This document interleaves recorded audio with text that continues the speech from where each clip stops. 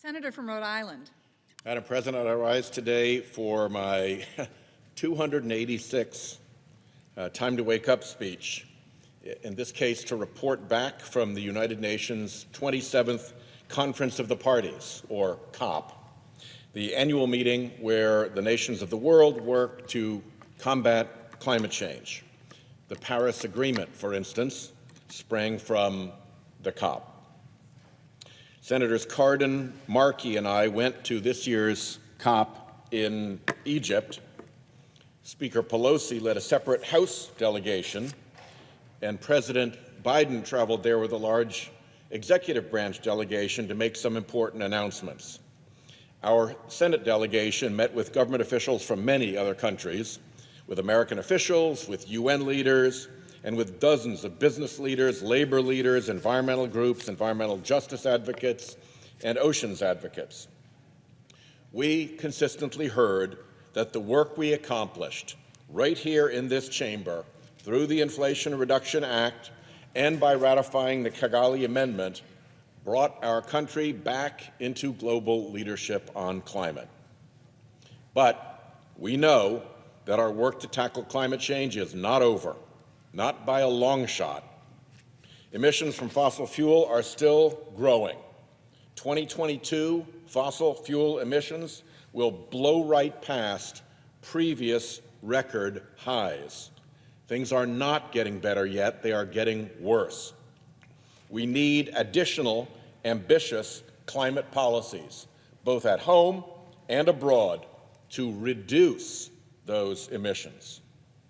And because climate disasters so often fall upon the most vulnerable, particularly in developing nations, we need the wealthier nations and the ultra-wealthy corporations responsible for the lion's share of climate upheaval to step up to finance the clean energy transition for those countries. So, what are the things the U.S. and other nations should do? At the COP, I spoke a lot about the upcoming European Union Carbon Border Adjustment Mechanism, or CBAM.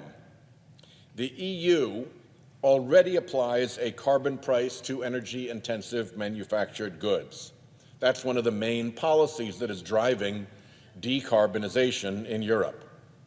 And they will start, later this decade, imposing a carbon tariff on goods from countries that don't impose a comparable carbon price on those imported goods.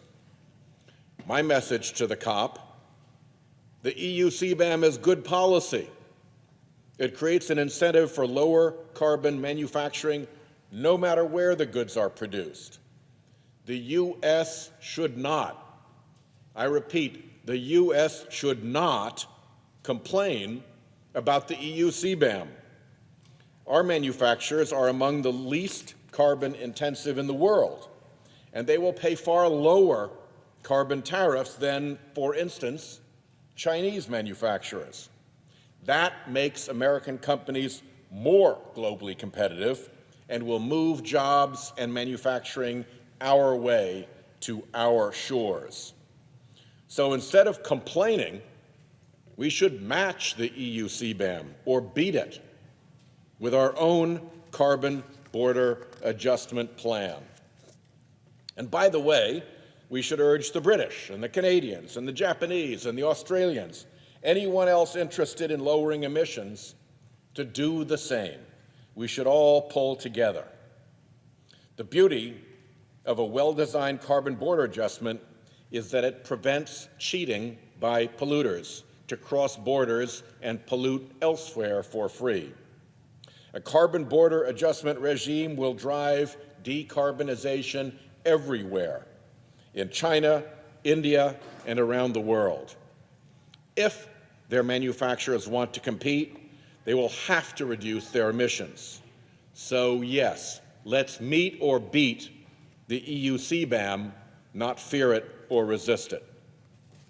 By the way, when we heard quibbles about our IRA incentives for clean energy and electric vehicles and low-carbon manufacturing being unfair to our foreign trading partners, My response was the same: meet us or beat us. Pass incentives as good as ours or better. Let our IRA be an example that can be replicated around the world. As I mentioned earlier, President Biden came to the COP with ambitious proposals. He unveiled a new EPA proposal to reduce methane emissions from oil and gas production and transport by almost 90%. This is, as President Biden might say, a BFD, as methane emissions are responsible for about 25% of observed warming. The EPA proposal is a huge step in the right direction. It would create a new process for third-party monitoring of methane emissions. There are already a number of private and public entities that monitor methane emissions around the world using satellites, aircraft, drones.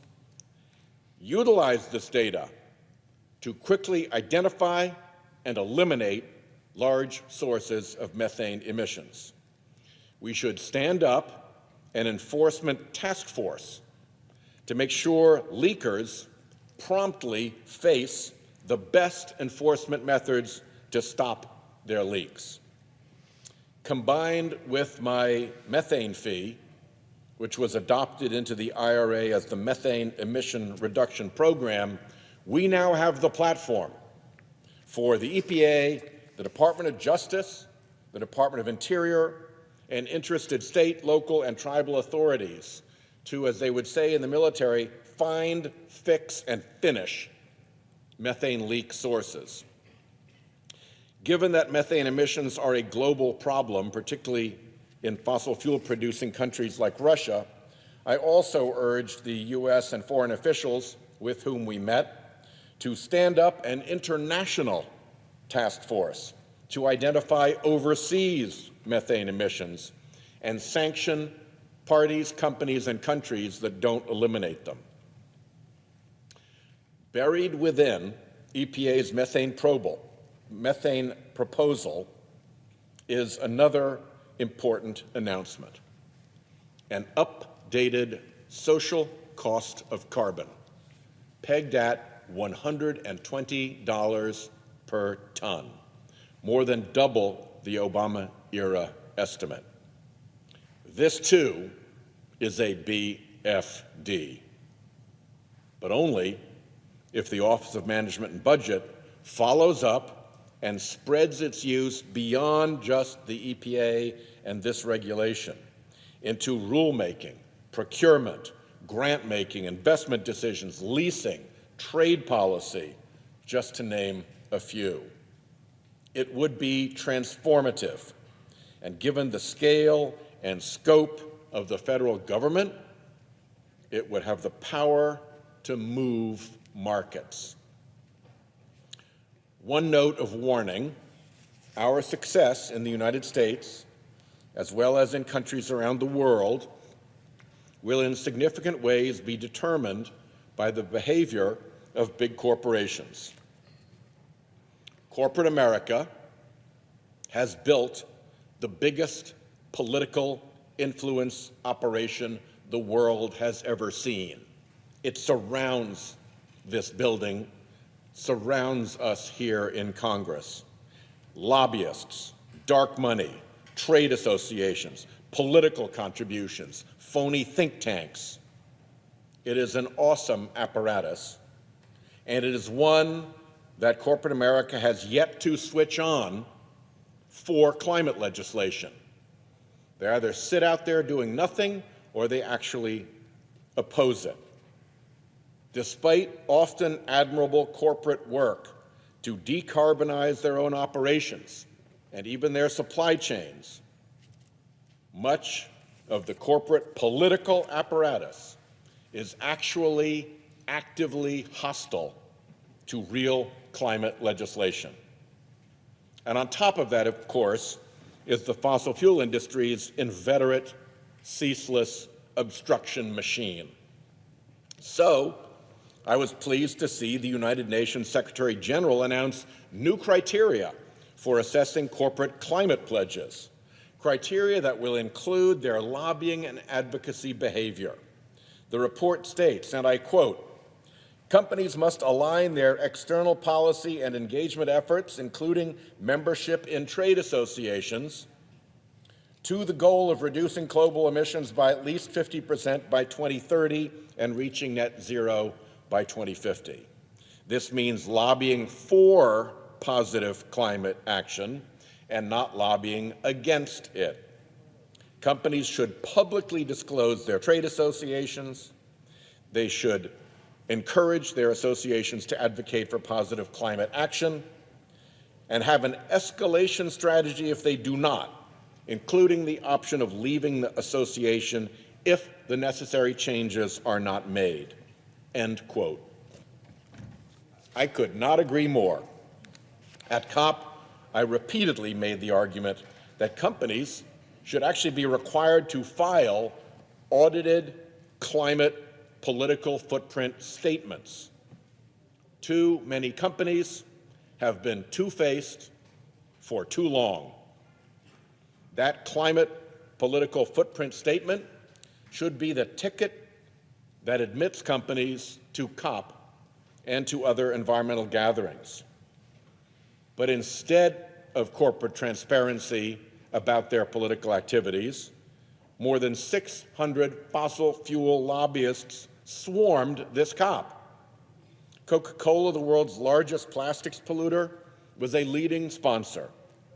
That worst climate obstructor, the U.S. Chamber of Commerce, hosted the big dinner, put on a speech by a fossil fuel services company president. It's hard for people around the world to take COPs seriously when the fossil fuel industry and other large polluters have such a prominent presence at the COP, and they haven't had to even disclose their political influence efforts to undermine that very COP. Instead of welcoming the big polluters to COPs, we should hold them accountable for the damages their pollution is causing.